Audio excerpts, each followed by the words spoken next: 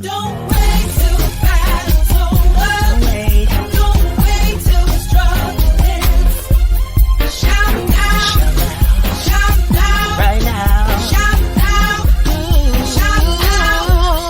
Don't wait till you make it.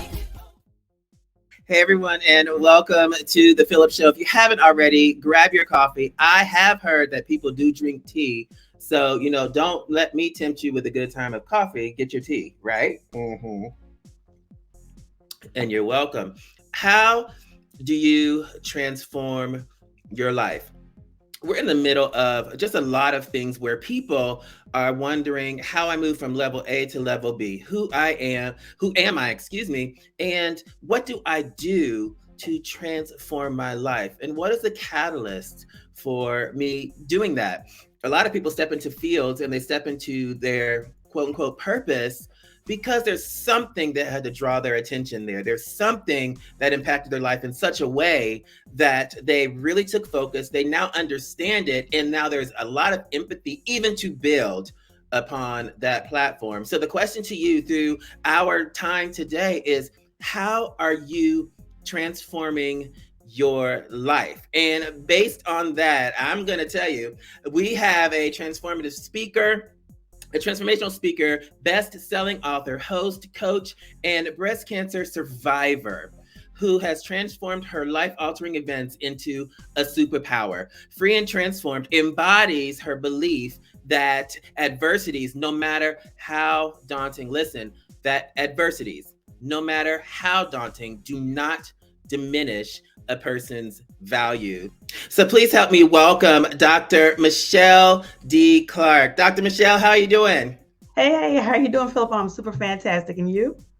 I am doing wonderful. You look awesome. And thank you so much for taking time to jump on here with me to talk to us and to really guide us through how you have used your platform, because transformation has been so pivotal for you. And here on the Phillip Show, one of the biggest mantras is everybody has a story. What's yours?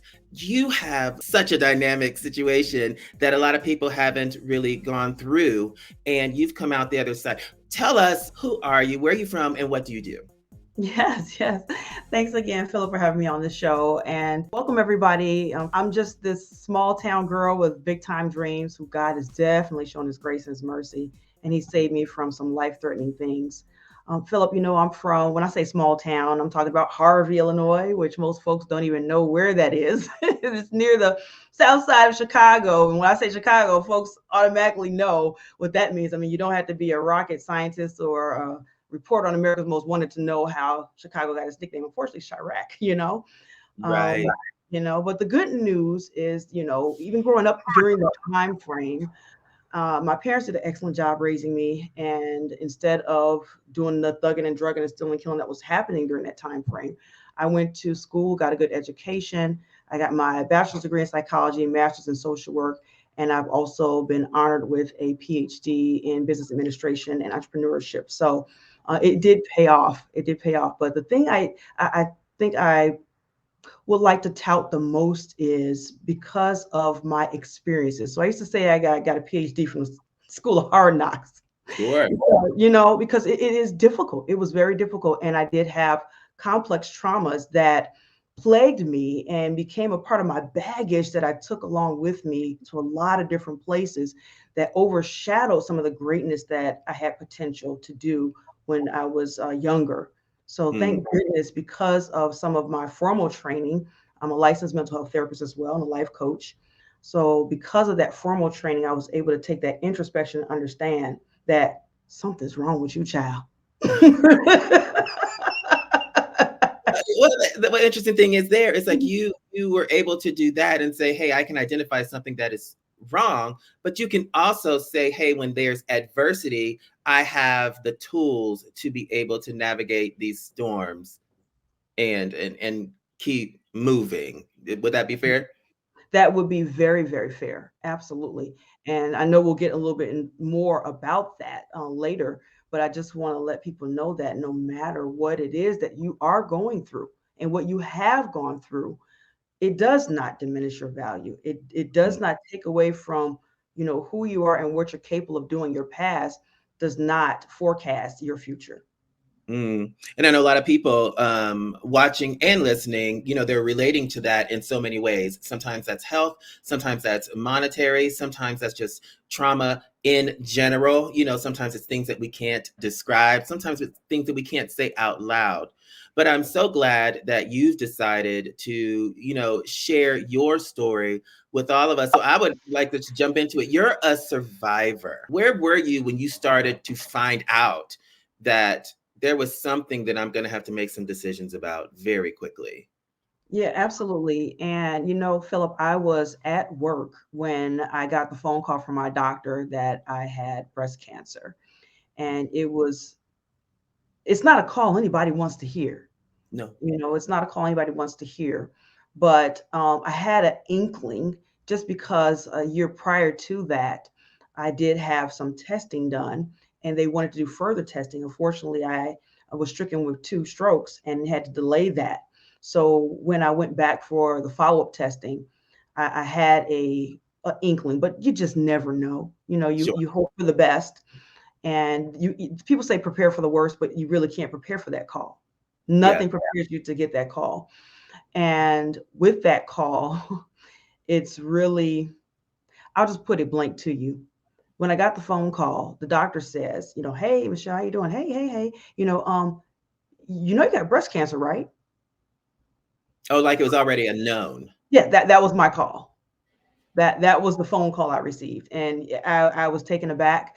But I think that because I was at work, I was very cerebral. I was very logical. Mm. As a mental health therapist, I was in between clients, and so I wasn't able to process that on the emotional side at that time. I decided to compartmentalize that and just take it at face value and say, okay, so what do Mm. we do now? I said, no, I didn't know, but thank you for letting me know that. What do we do now? Yeah. And then we just moved on to our next.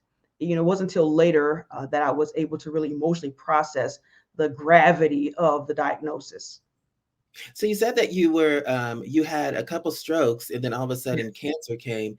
You know, that time period for you, where were you in your career during that time period? And how that just seems like an incredible amount of information to receive about your personal health, no matter where it is. But where were you in your career, and how, when you were receiving these messages, you were making decisions to say, "Hey, I think I can get through this." But what Yes, was?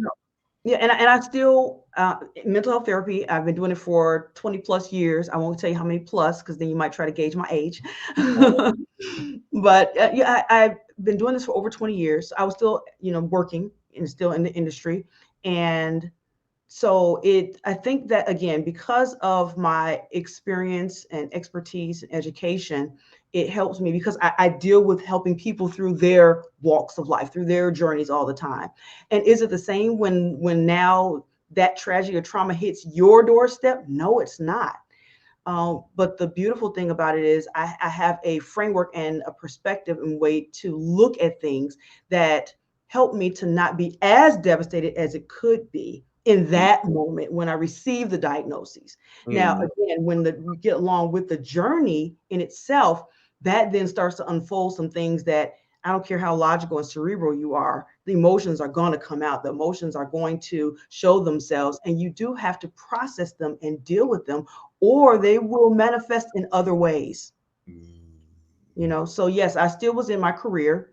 I guess you say midway through, if you will, in my career, and because it was a year later. So in 2000, we're talking about 2014 was the 2 strokes, 2015 was the diagnosis, 2016 was the mastectomy, Wow. 2017 was the mini stroke. Many people, and by many people I mean me. Many people, and I know you have the benefit of your knowledge and your career, and you've been working in it. But something like that, from back to back to back to back, like you think you have a win, and then all of a sudden the win turns into another struggle. Then you think you have that win, and it turns to another struggle. Where do you, outside of just the mental part of it, because I know what to say, I know what to do, I know how this is supposed to be, I know all the structures, I know how to do this. Where do you find the courage to say, and I can get through this again. It's faith, family. Those things help me to really conceptualize a healthy way to look at life. My Mm, parents always raised me that you identify the problem. My mom, she always drilled this into us. You identify the problem, but you don't stay there. mm, You never solve the problem just by identifying the problem. Now you have to move on to what's next. And so, in addition to that, I had some other complex traumas that happened in my life. My son was born and he had cerebral palsy. And so, in that, it happened at birth. So, it was very traumatic. It was very traumatizing, obviously, to me and to him physically and to mm, his abilities thereafter. But they said he'd never make it out of the hospital alive, Philip. And yet, mm. here he is at age 19. Uh-oh. So that was a foundation that let me know that faith matters, Mm, family matters. And so then when some of the other traumas that I experienced laid on top of that, and then the two strokes, and then the breast cancer. Let me tell you something. At some point, I felt like I'm titanium. Like I just cannot be shot down. I was just thinking because I was literally just thinking it's like, if you have this many things from back to back to back, all of a sudden what one might consider like this is so abnormal, it's just normal and I'm used to winning at this point. So throw at me whatever you want. I have the faith to believe that I can do anything. So what's going to be next week? You know what I mean? Like what are we Exactly. doing now? Yeah. Exactly. So it really did start to feel like that. And through the traumas, through the tragedies, if you will, even through the devastations, because there even was a devastation that just happened last year. And through those things, I was able to pull out, first of all, why. Mm, Really pause and figure out what is going on. Why is Murphy's Law on steroids in my life? yeah. you know so Yeah. just to pull out the what is going on. And that even rings back to when I said something's wrong with you, child, when Mm. you literally have to say to yourself something is awry, something Mm. is not You right. You have personally, because all of these things are going on, this must be something with you. There must be something you need to fix. What is it? Because this is not quote unquote normal. it is Something's wrong with you. It's not. And what I realized, Philip, is, and this is through me exploring with my higher power. I call him God, right? So when I explore with my higher power and have conversations, and I just realized that, I hear when they say God will never put more on you than you can bear. That's not quite accurate. He will, because we need to ask him, and Mm, in whoever your faith may be, you need to ask that higher power, that energy, that source mm, for the bigger picture, the brighter picture, the help to help you through those things and to mm. give you power. It's just like the sun. When the sun comes out and it shines, it energizes the earth, it radiates. Yeah. And so we have to do that same thing. We have to make sure that we can plug ourselves into the source, just like a cell phone plugging it into the wall, so that we can Mm. charge ourselves back up. I don't know what that is for you, but that's what it is for me. And so And I, knowing that I have all of these entities, meaning my family, my faith, my friends, my background, having all these things come together. It's not happenstance. So when mm, things happen in our life, there's a season and there's a reason. It's up for us to pause in our pain, to pull out our passion in order to live the promise that was made to us. what would you say? And I ask a lot of people this who have a very strong faith base. Some people don't have that, and they don't have that to lean on. What would you say to them when they're faced with these things, but they don't have the same source that has been so helpful for you? Absolutely. I would say that each and every one of us has this inner voice. We each and every one has this, first of all, background again, licensed mental health therapist, cognitive behaviorist. I stand on that, grounded on that. We all have this voice. We all have that something. If you want to look at the cartoons, they have the person, the good one and the bad one on the shoulders. We all have that voice, right? Yeah. So when you are hearing that voice, what is it saying to you? Because that Mm, voice is you. mm, That voice is you. It's That's our inner compass. It's our North Star, if you will. And so, where are you allowing that to take you? And what it's telling you really is based on what you're putting into your ears and around your atmosphere and environment. So, if yep. you're finding yourself feeling wayward, my mom calls it a leaf blowing in the wind. Mm-hmm. If you feel like you're a leaf blowing in the wind, you need to get grounded in something. Mm-hmm. Listen to that North Star, the one that's telling you the good stuff.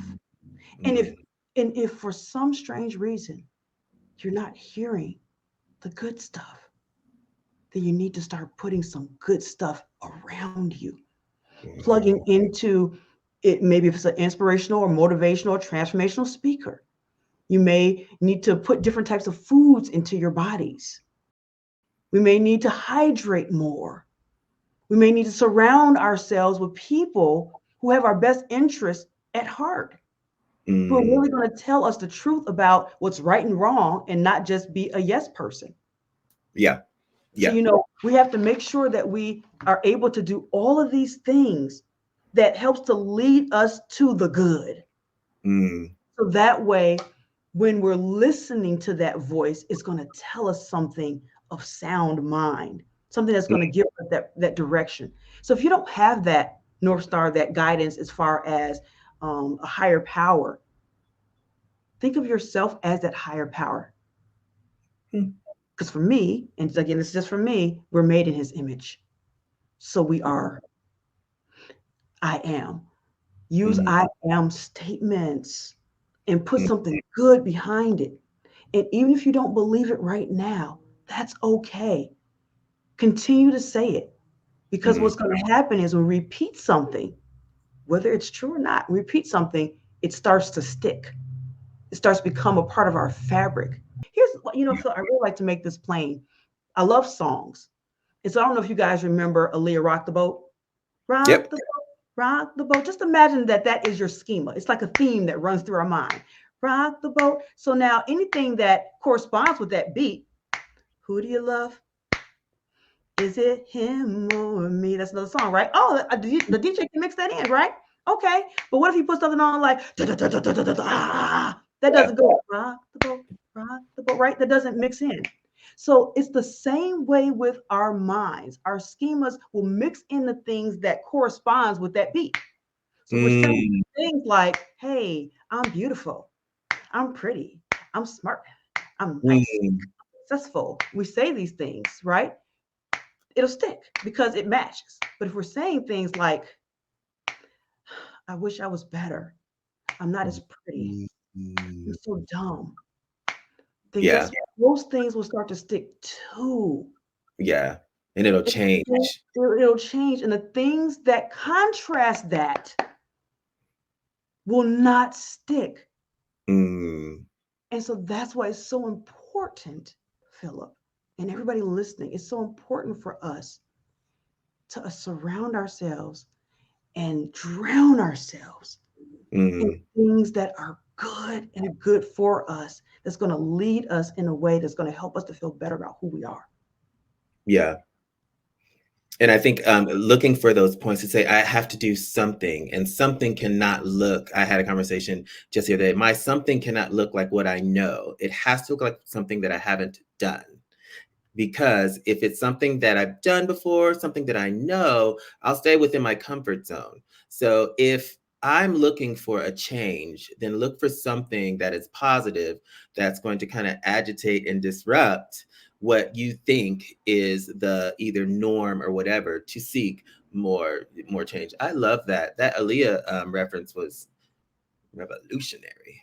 It Thank was no, it was powerful. You use so much of your story and so much of your past to catapult you into opportunities that are able to help others as well. And you have developed a company called Lyft, and I'm so encouraged by that company, living inspired, free, and transformed. Why Lyft, and what is it about? Yes. So Lift and Lift After Breast Cancer. is what so, and we have to say it like this, Phil. So so you didn't know this, but I'm gonna school everybody. It's living inspired, free, and transformed, right? So Oh, absolutely. Transformed. I love it. Hold on, let me get on key. Hold on. Transformed. Got it. absolutely, yes. Listen, you have to have fun, right? You got to You keep the do. fun and fundamentals. Yeah. So yeah, so Lift After Breast Cancer.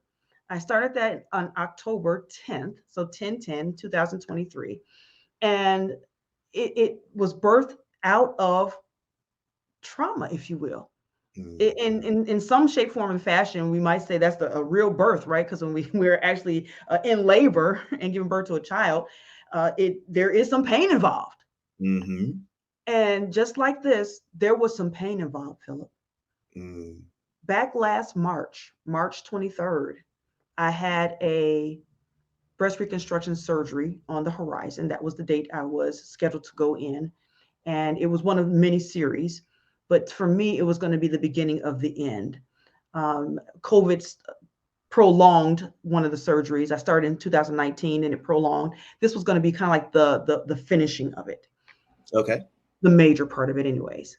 Well, when I went in, had my cap and gown on. I call it the cap and gown, waiting to graduate to the other side of surgery, right? Yeah. Well, didn't happen for me. They pulled me. I was right before I got pulled to the back. They said I did not pass the test and I had to leave. So after the surgeon already marked me up, already had the cap and gown on, just waiting to be whisked to the back to the OR, and it was pulled out from under me, and I was absolutely devastated. Mm, And my background, my experiences, everything that I had gone through, my education, nothing could save me from that moment, yeah. Philip. Up to that point, I had a pretty decent way of managing, if you will. Mm, This, not at all. It all unraveled. I was absolutely distraught and devastated, and I didn't understand why. I had to have those conversations. What is going on? Here we go, right? yep. Why? Why this? Why now? Why me? Mm, Rescheduled for May. And guess what? The first time ever had COVID. Got COVID 10 days before the surgery. of course. Really? Seriously? Yeah. Rescheduled in August, it happened. But Yeah. in that process, because as high achievers, as doers, as women on the go, women who are striving, we're always doing something. Mm, And so I was always, Philip, doing this, doing that, helping others, helping, doing something, performing, and just integrating myself with different systems to help empower and uplift them. mm-hmm. And when this happened, the rug got pulled out from under me and I had to stop. I had to pause. I couldn't run anymore. I couldn't run. And what I really was doing, Philip, is I was running from my diagnosis. When I was diagnosed with breast cancer back in 2015, had the mastectomy in 2016, it altered my identity. It altered how I saw myself Mm, as a woman. Sometimes, not everyone, this is my story particularly, I had kind of this weird relationship with my breast. hmm. When I was growing up, I was not well endowed, and I actually was teased when I was in school. I was a part of that committee. Some women know that itty bitty committee, right? So that whole thing. I'm not only a client, I'm also a president. I'm also a client. That was me, right? So I was part of that committee, and Yeah. it was hard because I would get teased a lot, and so I start to develop this disdain for my breast. Now I have some philosophies. I won't go too far into it, but all I can say to you all is when we have disdain or dislike or abhor something, it creates this negative energy Mm, that can then manifest itself in different ways and sometimes even ailments. So I'll put a bookmark there and leave it at that. okay. So be careful what you think is what I'm saying. Sure. Be careful what we think because what we think, thoughts are things and they manifest. And they So matter. They they, matter. they matter. They matter and they manifest. And so I had this weird relationship with breast. So when that happened and I had to lose one of my girls, it amplified. Mm, It amplified that for me. I felt incomplete.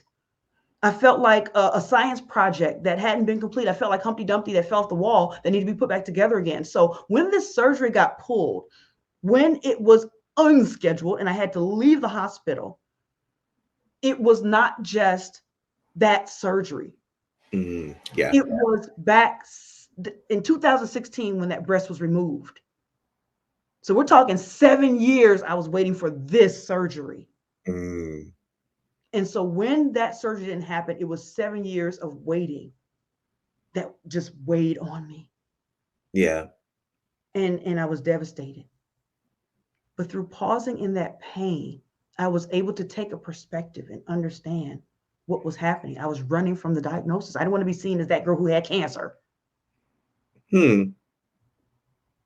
Now I do, all the way down to the pink nails and the outfit and the whole nine. Because what I realized is, and this is going back to God putting more on us than we can bear. What I realized is that I had to pause. I had to stop running from the diagnosis and embrace it and understand that I'm alive. There are people who were diagnosed, I had stage 2 breast cancer, that still don't make it, even at stage 2. Yeah. There are folks who don't make it because they may not have caught it. It may then go throughout the whole body. It's a whole bunch of reasons, but the one thing is, I am here on this side of the dirt. So I should not be ashamed. I should not have to put that to the side. I should not have to hide the diagnosis, which was no longer hideable because, and I don't know if that's the word or not, but it is today. I don't know if it was hideable anymore because the breast was gone. And people were asking questions. People who didn't even know me like that, asking questions. Some people might mind their own business. Well, you know what? I now feel empowered, and I feel it is my responsibility to be an advocate, to share with others my story, because that's where the real healing started, at least for me. When I was able to share with others and empower others and be that beacon of light for others, for other women who may even be experiencing problems with their self-image, their self-identity, their self-esteem, all those things tied together. Understand what their worth is, their value is. Understand how to externalize that, how to internalize that. All of the things that make us who we are. The fact that I went through this, it is a privilege now for me to be able to share my story so that I can help other people, to guide them to their promise. That's so powerful. You and I had a conversation about back office. We had a conversation, and one of the things that I shared with you was I use, in spite of a lot. I'll say in spite of this, then this, but you had a different take on it, which sounds so similar to what you're saying now. Not in spite of it, but because of it. Tell us a little bit about, the because I think how you say that and how you frame that really changed the trajectory of how I view some challenges and obstacles that we have to go through. So why because of? Yes. So, when we say in spite of, it's almost like we're putting that in a suitcase. It's almost like we're taking it away from who we are. The because of encompasses it. If I had not gone through those things, if I didn't have breast cancer, if I didn't have that pause in my pain back in March of 2023, March 23rd, if I didn't have that pause in my pain, then I would not have lived after breast cancer. I wouldn't be sitting in front of you today. Not as this person. Sure. So the things that happen in our past, good, bad, or otherwise, makes up who we are today. We get to choose, though. We get to choose how we internalize and externalize that. We get to choose. So there is a choice to be made. And at the same time, all of those things come together for us to make that decision, to make that choice on how we plan to utilize it or not. But it's because of those things, not in spite of those things. You are still helping people, and you're still giving back, and you're still championing your story and the story of so many people. Tell me about the event that you have coming up. Yes. So I have an event coming up for breast cancer survivors, and supporters are very much so welcome to, because without you all, it definitely would make what we go through much more intense and difficult to go through. And so, Lift After Breast Cancer, we are having our celebration, elevation, transformation brunch. And it is a hybrid. So it is in person here in Michigan, but it also is virtual. So we will have virtual seating available as well for those of us who can't travel to Michigan, who are abroad. So with that, you know, I just have to give a little background. I know I talked about March 23rd. So the event is on March 23rd this year. And the reason I decided to do this celebration, elevation, transformation is because of what happened to me last year, March Mm, 23rd. And so I want to turn that date of devastation and transform it into celebration. mm, So I want to celebrate, first of all, life and life after breast cancer, right? So I want mm, to lift us all up as breast cancer survivors. And again, supporters are welcome as well. But lift us up and really have the energy in the room so that people can feel the transformation. We can mm, elevate our lives. I always like the first thing I tell my clients is I say, celebrate your wins. yeah. You're on the side of the dirt, celebrate that. Celebrate your win. You survive. And now, not only surviving, let's elevate it and let's thrive. And I let's love you. transform. Let's transform the day, transform the moment, transform our life into what we want. So if where we're sitting right now is not where we want to sit, we can move. We're not trees. We can move. And Yeah. if you are sitting where you want to be, that's great. If you're already living in your purpose and your passion and your promise, let's turn that up a notch and let's Mm. elevate. So that's what this brunch is all about, and I'm super excited about it. Tell me how important, because you use we a lot. Tell me how important it is for there to be a community of support, a we to your transformation, a sister, somebody who understands that. How important is that to the process? Because I know that's a decision that people have to make too. They have to come through this their own journey and say, I'm okay with letting somebody speak into my life. I'm now okay with how important is the we. Community is so important, Philip. And especially when I think about sisterhood and sisters and survivorship, because right there we have a commonality. Mm, And it's not that we've experienced it the same way. Everybody's journey is different yeah, because everyone is different. yeah. Nobody has this same fingerprint as mine. Even if I had identical twin, we wouldn't be the same. We Mm, would be replicas, but we wouldn't be duplicates. So no one is the same, and we're not going to experience things the same. But what we can say about a community is we have this commonality. mm, We have this shared experience that may not need a whole bunch of explaining and elaboration. So when I was going through my cancer journey, yes, I had family and friends around me. I didn't have anybody in my immediate circle who had breast cancer. My grandma had breast cancer, but she passed on before I had breast cancer. And so I didn't have anybody who could fully relate the walk, yeah. not the journey, but the walk. Mhm. you know, Yes. they didn't understand the walk. And so it's so important, so crucial. Mm, Have somebody that's not just you staring in the mirror, but yeah. mirror your walk when you look at them, Yeah. and you can talk to that person about your experience, and when they say mm-hmm, mm-hmm, mm-hmm, they mean mm-hmm, mm-hmm, mm-hmm, because your words are coming from your heart and hitting them right in their heart. Yeah. And it's that synergy now that we can share with each other that's going to help to elevate and lift us up, because even on my darkest and my lowest days, when Mm, I hear somebody else who says, I did this and I'm here and I can see me in them, right then and there, it's like, okay, you can do it. I can do it. yeah. You can do it. I can do it. if it was done for you, it can be done for me. Mm. You're no better or no worse than me. We're the same. The same red blood runs through our veins, all of us.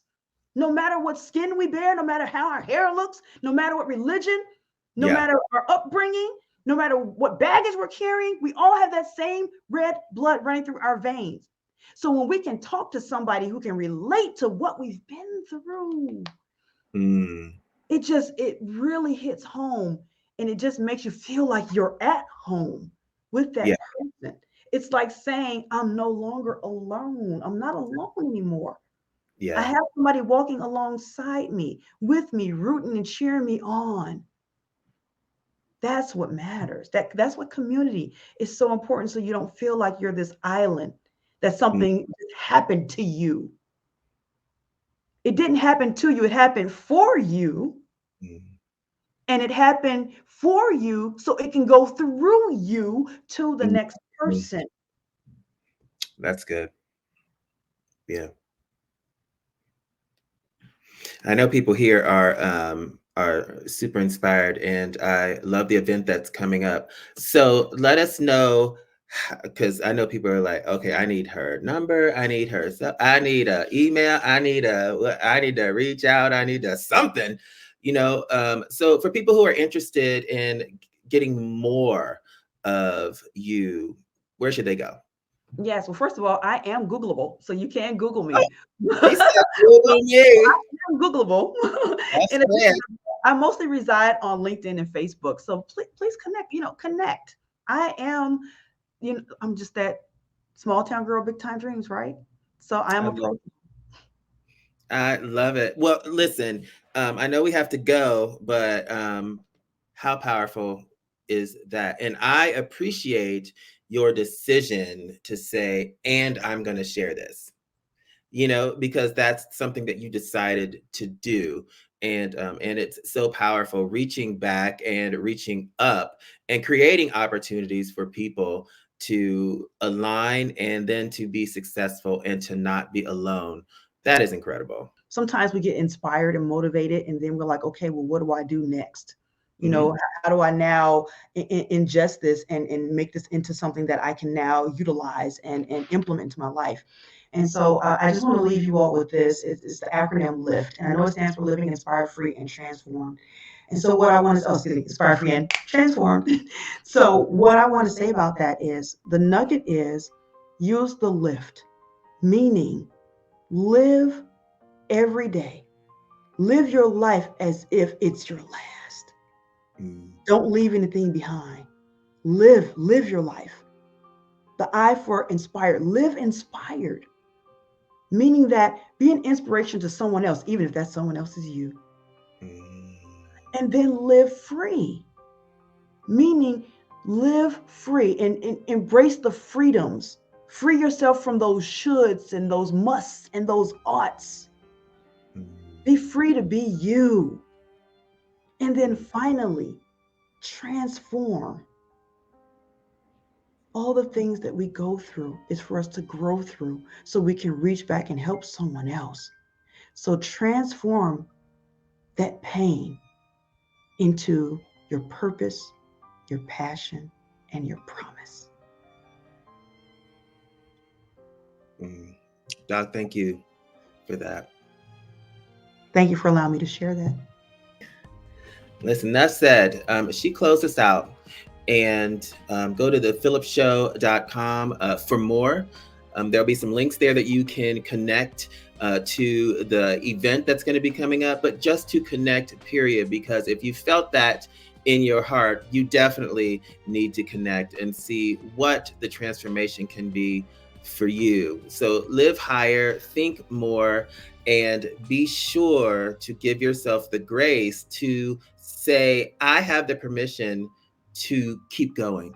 I give myself the permission to surround myself with community. I give myself the permission to understand that there's more than what I could even imagine. Remember that you are the best you in the world, and I will see you next time here on The Phillip Show. Don't